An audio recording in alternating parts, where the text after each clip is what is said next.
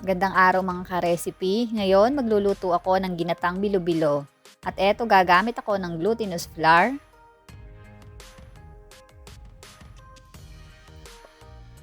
hinog na saging na saba, eto, niready ko na. Gagamit din ako ng kamoting bagi, niready ko na rin. Lalagyan ko rin siya ng hinog na langka, eto, in-slice ko na. At saka ng sagu, ito yung nabibili sa palengke na tigsa 10 piso. Gata ng nyog, isang kabuong gata ang ginamit ko. At saka ng asukal. So 1/4 na asukal lang ang gagamitin ko. At ngayon magluluto na ako. Una lalagay ko muna yung pangalawang gata ng nyog.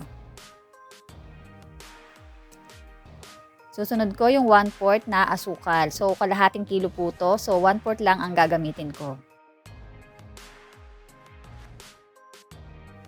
Ilalagay ko na rin yung glutinous flour.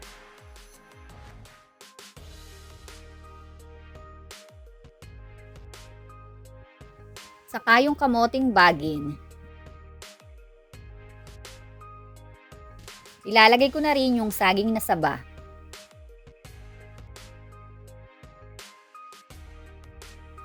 At saka yung sago.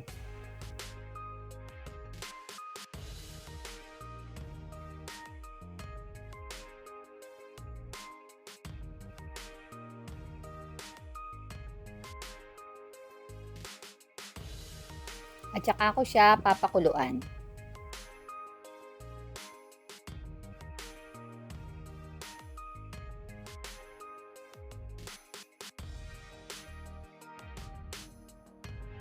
At eto, kumukulo na, so hahaluin ko muna.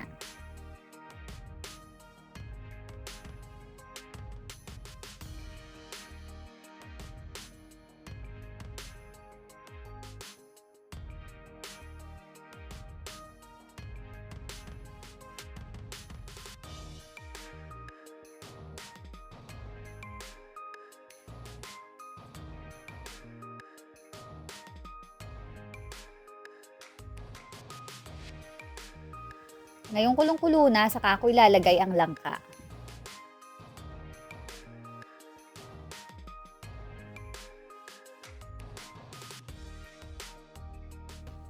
Saka ilalagay ko yung unang gata ng nyog. Hahaluin ko lang hanggang sa tuluyang maluto.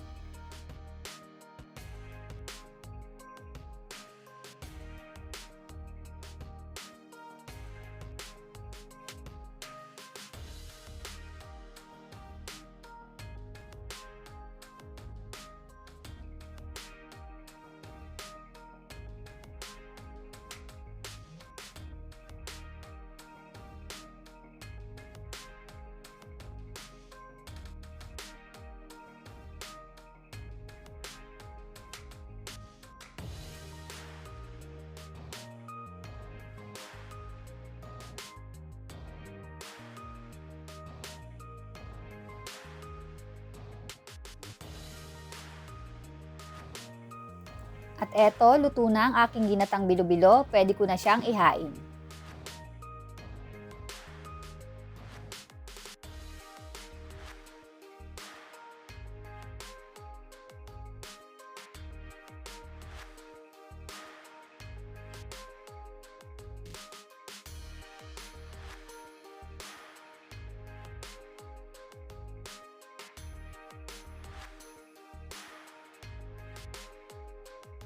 Ginatang bilo-bilo, pwede nang magmerienda.